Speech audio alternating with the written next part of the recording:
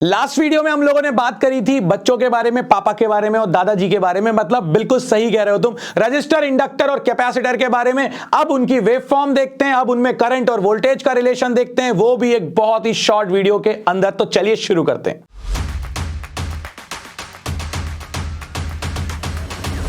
सबसे पहली चीज अपने पास जो आने वाली है वो ये है कि अगर सर्किट के अंदर सिर्फ और सिर्फ रजिस्टर लगा हो तो क्या होगा। हम लोग बातें करने जा रहे हैं यहां पर एसी सर्किट के बारे में। तो मैंने यहां पर एक एसी सोर्स लगा दिया V0 sin ओमेगा टी। इसको तो बिल्कुल दिमाग में बैठा लो, क्योंकि हर बार चाहे इंडक्टर लगा हो, चाहे कैपेसिटर लगा हो, चाहे RL हो, चाहे RC हो, नीचे अपन लिख देंगे V0 sin ओमेगा टी। ये मेरे एसी की इक्वेशन हो गई।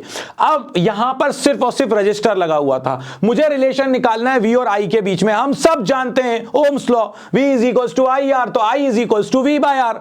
रेजिस्टेंस के साथ तो अपना बहुत पुराना नाता हो गया। करंट इलेक्ट्रिसिटी से शुरू किया था और 9-10 से स्टार्ट किया था अपन ने ये पढ़ना, तो इसलिए अब इसकी कोई दिक्कत है नहीं। तो I is equal to V by R. V क्या है हमारे पास, इक्वेशन रख दो V की यहां पर, तो V0 sin ओमेगा टी। ये मैंने V की वैल्यू रख दी। जैसे ही V की वैल्यू रखी यहां पर, V0 बाय आर, साइन या कॉस की मैक्सिमम वैल्यू क्या होती है, 1। अगर मैं यहां पे आपसे कहूं ये साइन ओमेगा टी लिखा है, साइन ओमेगा टी की मैक्सिमम वैल्यू क्या होगी, 1, तो करंट की मैक्सिमम वैल्यू हो जाएगी V0 बाय आर।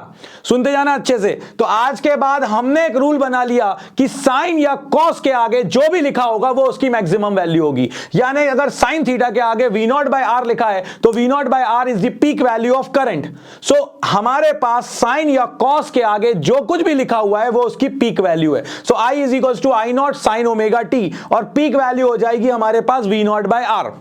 ठीक है, इतनी बात समझ आ गई। अब आपके पास ये दो इक्वेशंस आ चुकी हैं। ये इक्वेशन है करंट की और ये इक्वेशन है आपके पास वोल्टेज की। अब मैं आपसे कहता हूं इसका फेजर डायग्राम बनाकर दिखाइए। फेजर डायग्राम का वीडियो अगर नहीं देखा है तो बहुत क्रिस्प में, बहुत शॉर्ट में मैंने लास्ट वीडियो में सिखाया है कि फेजर डायग्राम कैसे बनाते हैं। जाओ देखो उसको, क्योंकि वो देखोगे तो यहां पर तुम्हें और कंफर्टेबल फील होगा, मजा नहीं आएगा नहीं तो यहां पर। अब ये अपने पास बेस लाइन होती थी उसमें। अब यहां पर देखो अपने पास जब अपन वोल्टेज को देखें तो ये ओमेगा टी प्लस 0, सो ये हमारे पास वोल्टेज बन गया बेस लाइन पर। और अगर हम देखें करंट की इक्वेशन में भी यहां पर आ रहा है +0। पहली बात तो दोनों पॉजिटिव पॉजिटिव, दोनों का sine sine, omega T positive omega T positive. So यहां पर ये बिल्कुल सेम सब कुछ तैयार है। यहां पर भी प्लस में 0 आ रहा है। जब प्लस में 0 आ रहा है इसका मतलब है ये भी बेस लाइन पर ही बनेगा। Voltage and current are in same phase in case of resistor. और अगर मैं इसकी वेव फॉर्म बनाऊं तो वोल्टेज की वेव फॉर्म तो बिल्कुल साइनोसॉइडल वेव बनेगी और करंट की भी साइनोसॉइडल वेव ही बनने वाली है, मगर कुछ एम्पलीट्यूड कम हो जाएगा। इसीलिए ये बन गई मेरे पास करंट की वेव फॉर्म। 0 से स्टार्ट करते हैं। बायो वालों सुनो मेरी बात अच्छे से। साइन जो होता है ना, ये जो अपने डांस वांस में देखते हैं ना अपन मूव, ये साइन वेव ही होती है। ठीक है, अब साइन वेव होती है ना, तो 0 से अगर 0 पर 0 है तो साइन, और 0 पे अगर मैक्सिमम है तो वो कॉस बन जाता है अपने पास। बस और कुछ चेंज नहीं होते, बस इतना दिमाग में अच्छे से बैठा लो। सो अब यहां पर अगर अपन देखें तो voltage and current both are in same phase, और ये अपने पास बन गया इसका फेजर डायग्राम, दैट्स इट। और फेजर डायग्राम के साथ ये वेव फॉर्म भी बन गई। अब आ जाओ जरा इधर, सर्किट कंटेनिंग ओनली इंडक्टर। याद करो जब हम लोगों ने EMI पढ़ा था तो मैंने कहा था कि वोल्टेज और करंट में जो रिलेशन होता है इंडक्टर के लिए वो होता है V is equal to LdI/dt। और अभी मैंने आपको सिखाया था कि अगर इंडक्टर के साथ अपन ने AC का सोर्स लगाया तो ये इक्वेशन फिक्स हो गई, V0 sin ओमेगा टी। अब मैं आपसे ये कहता हूं कि मुझे करंट और वोल्टेज के बीच में रिलेशन निकाल कर दो। ओके, कोई दिक्कत नहीं है, निकाल देते हैं। So V is equal to LdI/dt। चाहिए क्या है, I, और ये dt इधर बैठा है, इसको उधर ले जाओ, L को डिवाइड में ले आओ। सो ये हो जाएगा V by L into dt is equal to DI। हमें DI नहीं चाहिए, पिद्दू विद्दू से काम नहीं करते अपन, हमको चाहिए बड़ा वाला I। तो क्या कर दें, दोनों तरफ integrate, integration of DI integration of V by L dt। ये भी समझ में आ गई बात। इंटीग्रेशन ऑफ DI बन जाएगा I, dx का x, dt का t, dy का y। तो यहां पर DI का I हो गया। V बाय L, L हो गया बाहर। V की वैल्यू क्या है अपने पास, V0 sin ओमेगा टी। सो यहां पर अपन ने V की वैल्यू रख दी V0 sin omega T. V0 भी बाहर हो जाएगा। अब यहां पर आता है एक फॉर्मूला, जानबूझ के मैंने तुम्हारे लिए यहां जगह छोड़ रखी थी, उसको लिखा नहीं, लिख देता तो शायद उसकी इंपॉर्टेंस कम हो जाती तुम्हारे लिए। इंटीग्रेशन ऑफ, अगर आपसे कहा जाए sin AT तो आप sin 80 का इंटीग्रेशन करोगे तो ये आ जाएगा माइनस का cos 80 और जो भी t के साथ होता है वो डिवाइड में आ जाता है। डिफरेंशिएशन में मल्टीप्लाई में आता है, इंटीग्रेशन में डिवाइड में आता है। सो यहां पर अगर अपन लोग देखें तो ये मेरे पास क्या बन गया, sin ओमेगा t। कांस्टेंट कौन है, omega, frequency, angular frequency constant है। सो v नॉट हो गया बाहर, L डिवाइड में है, साइन ओमेगा टी का इंटीग्रेशन आ जाएगा क्या, माइनस का कॉस ओमेगा टी, और साथ में कौन चल रहा है अपने t के कांस्टेंट ओमेगा, तो ओमेगा आ गया डिवाइड में। ठीक है ना, नहीं आया तो कमेंट में बताना कि बाबा जी ये वाले तरीके से भी समझ में नहीं आया तो अपन कोई नया तरीका ढूंढेंगे यार।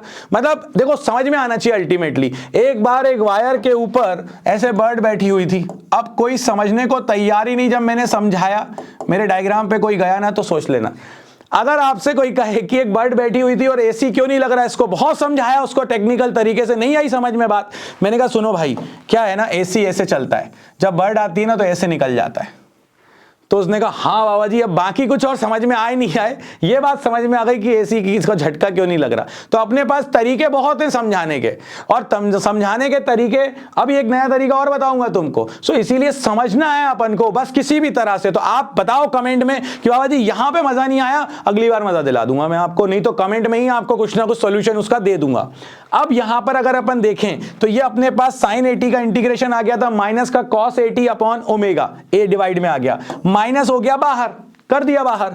सो minus V naught omega L cos omega t, भैया माइनस आ चुका है, और जो भी साइन या कॉस के आगे लिखा रहता है वो उसकी पीक वैल्यू होती है, बता दिया था मैंने, क्योंकि इसकी पीक वैल्यू 1 होती है। तो करंट की पीक वैल्यू क्या होगी, जो कुछ भी आगे लिखा होगा। सो ये V not by omega L आपके पास पीक वैल्यू हो गई। कॉस ओमेगा टी, अभी बताया था लास्ट वीडियो में कि यहां पर मैं इसको लिख सकता हूं sine 90 minus theta, sine 90 plus theta. Plus क्यों यूज नहीं कर रहा हूं, क्योंकि जब ये माइनस अंदर जाएगा तो ओमेगा टी के साइन को माइनस कर देगा, इसीलिए मैंने क्या यूज किया, sine 90 minus omega T. Minus अंदर गया, जैसे ही माइनस अंदर जाएगा, क्योंकि साइन के अंदर माइनस अंदर जा सकता है, sine minus theta minus sine theta होता है, उसका उल्टा यूज कर रहे हैं। तो माइनस अंदर गया तो पाई बाय 2 हो जाएगा माइनस का, और ओमेगा टी हो जाएगा प्लस का, ये अंदर जाते ही। तो ये आपके पास इक्वेशन आ चुकी है, I is equal to I not sine omega T minus pi by 2, और ये आ चुकी है equation V is equal to V naught sine omega t. अब यहां पर वेव फॉर्म बनाने के पहले, फेजर डायग्राम बनाने के पहले हम लोग क्या निकालेंगे, यहां पर रिएक्टेंस भी चाहिए अपन को, एक्सेल, याद करो एक्सेल। जब इंडक्टर होता है तो अपन लोग इंडक्टिव रिएक्टेंस की बात करते हैं दोस्तों। तो इंडक्टिव रिएक्टेंस कैसे निकालें, तो अभी आई नॉट की वैल्यू अपन लोगों ने क्या लिखी, V not by omega L, I naught को डिवाइड में लाओ, ओमेगा एल को इधर ले जाओ, V बाय आई, अगर याद आए तो V is equal to inductor के लिए होता है I XL. So V by I की वैल्यू हो जाएगी अपने पास XL के बराबर। सो अगर ये XL के बराबर हो गई तो ये चीज जो V बाय आई है ये हो जाएगा XL, तो XL हो जाएगा हमारे पास ओमेगा L, दैट्स इट, कहानी खत्म। So inductive reactance is omega L, हमने ये भी ड्राइव कर दिया। अब आ जाते हैं अपन वेव फॉर्म्स के ऊपर, फेजर के डायग्राम के ऊपर। तो अभी अपन लोगों ने देखा कि ये अपने पास V की इक्वेशन है, और जो करंट की इक्वेशन अपन लोग निकाल कर लाए वो निकाल कर लाए I not sine omega T minus का पाई बाय 2। अब यहां देखो जरा तुम आराम से, जैसे यहां देखोगे तो ये पॉजिटिव है और ये भी पॉजिटिव है, ये साइन है और ये साइन है, ये ओमेगा टी पॉजिटिव है, ये ओमेगा टी भी पॉजिटिव है। इसका मतलब है कि अब फेजर डायग्राम बनाने के लिए तीनों कंडीशन सेटिस्फाइड हो चुकी हैं। बेस लाइन बना ली, इसमें प्लस में क्या लिखा हुआ है, प्लस में लिखा हुआ है 0, तो आपके पास ये वोल्टेज तो बन गया 0 लाइन के ऊपर।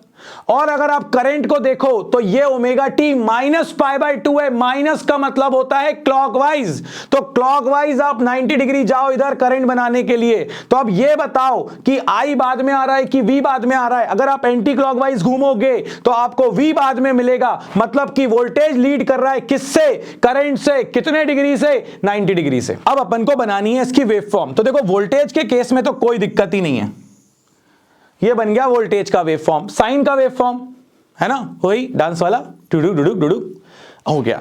अब अगर अपन देखें, अपन को चाहिए करंट का भी वेव फॉर्म। करंट का वेव फॉर्म यहां से देखो, ये जो इक्वेशन आ रही थी इसमें तुम्हारे पास क्या बन रहा था, यहां पर बन रहा था माइनस का कॉस ओमेगा टी, मतलब कि जो करंट की इक्वेशन है वो बन रही है कॉस की, साथ में लग गया माइनस। तो अगर हम लोग देखें यहां पर तो कॉस की वेवफॉर्म अपने पास होती है दोस्तों कुछ ऐसी, बस ये पीक से स्टार्ट होता है, बाकी साइन जैसा ही दिखता है।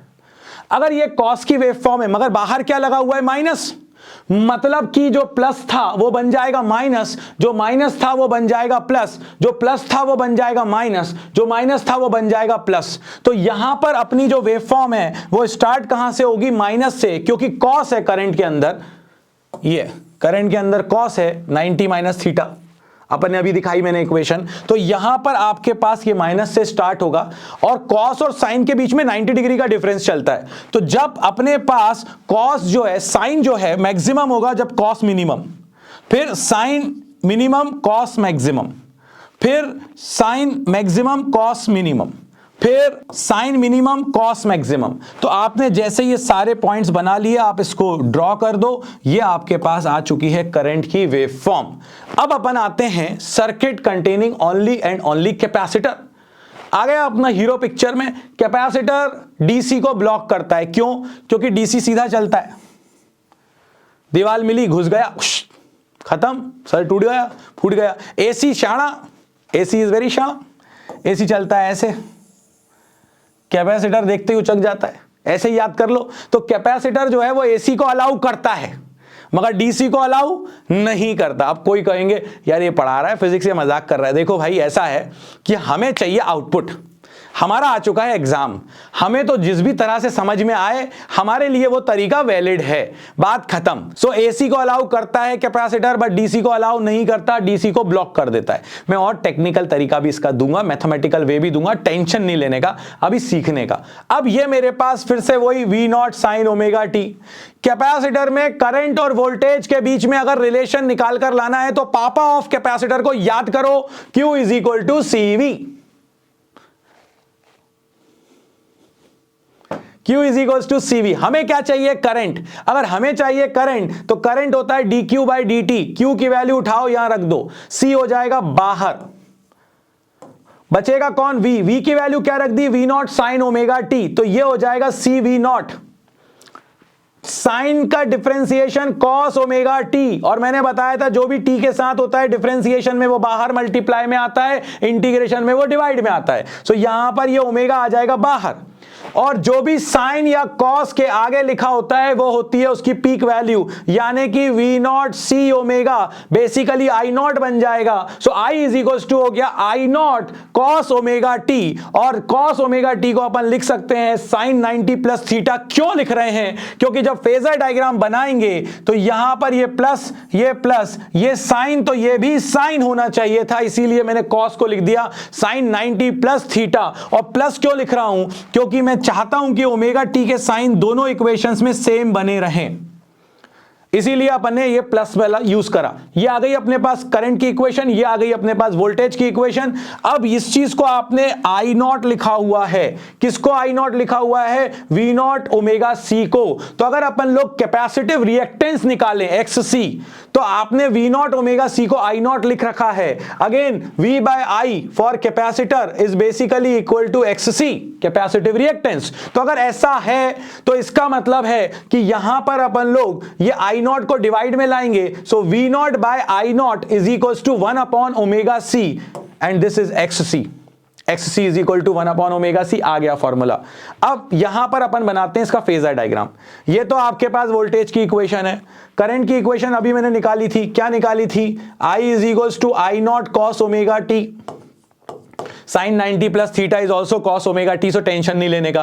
अब अगर अपन यहां पर इसी चीज को ऐसा लिख रहे थे, I not sine omega T plus pi by 2, so यहां पर देखो ये मेरे पास दोनों के दोनों, ये वी नॉट ये आई नॉट, यह पॉजिटिव, ये साइन ये भी साइन, ओमेगा टी का साइन भी सेम, और ये प्लस में 0 है, इसका मतलब है कि वोल्टेज बन जाएगा बेस लाइन पर।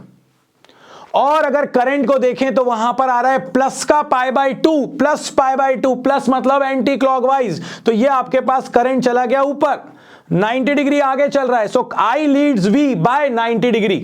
अगर वेवफॉर्म बनाए तो साइन के साथ तो वही डुडुंग डुडुंग डुडुंग, ये साइन, ये तो हो गया अपने पास वोल्टेज की वेवफॉर्म। वोल्टेज की वेवफॉर्म में तो कोई दिक्कत ही नहीं है, ये वोल्टेज की वेवफॉर्म बन गई।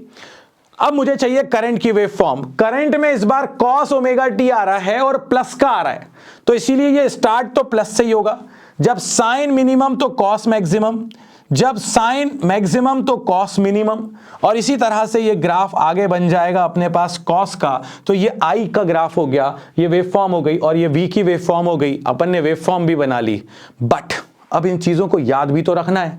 तो देखो भाई, यहां पर जो रेजिस्टेंस है ये निर्दलीय उम्मीदवार है, मतलब कि ये कहता है कि V and I both are in same phase. मगर जो इंडक्टर है, इंडक्टर एक्चुअली वोल्टेज की पार्टी का है। इंडक्टर कहता है अगर मैं पावर में आया तो वोल्टेज लीड करेगा करंट से, कितने डिग्री से, 90 डिग्री से। और कैपेसिटर कहता है, ये कांग्रेस है ना, कैपेसिटर कहता है कि मैं पावर में आया तो करंट लीड करेगा वोल्टेज से 90 डिग्री से। ठीक है, अब मैं आपसे यह कहता हूं कि इसको ऐसे याद रख लो, C for capacitor and C for current. So in case of capacitor, current leads voltage by an angle 90 degree. और अगर कैपेसिटर के लिए करंट तो ऑब्वियसली इंडक्टर के लिए वोल्टेज। अमला का उल्टा बिमला, तो बिमला का उल्टा हमें याद थोड़ी ना करना है, ऑब्वियसली पता है अमला ही होगा। सो यहां पर अपने पास वही कहानी है कि कैपेसिटर में C for capacitor, C for current. तो कैपेसिटर में करंट लीड कर रहा है तो इंडक्टर में कौन लीड करेगा, वोल्टेज। तुम में से फिर भी कोई नहीं माने, उन्होंने कहा नहीं बाबा जी कोई और कोड है क्या, तो लो भाई एक और कोड बता देता हूं तुमको। और वो कोड ये कहता है कि in case of capacitor current leads voltage, voltage leads current in case of inductor. फिर से देखो, in capacitor current leads voltage, voltage leads current in case of inductor. That's it, कहानी खत्म। सिविल ब्रांच लेना हो तो ले लेना, कोई दिक्कत नहीं है, बट ये कोड है अपने लिए याद रखने के लिए। आयान वहां से कह रहा है सिविल नहीं लेना, भैया सिविल कोई दिक्कत नहीं है, आपको इंटरेस्ट होना चाहिए, उसके बाद तो कंकड़ पत्थर और सब जोड़ दो तुम, जितने भी जोड़ने हैं तुम्हें। तो ये आपके पास कहानी हुई R, L और C की। मिलते हैं नेक्स्ट वीडियो में, मगर लाइक शेयर सब्सक्राइब करना बिल्कुल मत भूलना। और अगर डर लग रहा है और चाहते हो बाबा जी के साथ पर्सनली बैठना, आ जाओ जरा जल्दी से फिजिक्स बाबा के ऐप पर, मिलते हैं और कुछ बातें करते हैं। इस वीडियो में तो इतना ही। जय हो।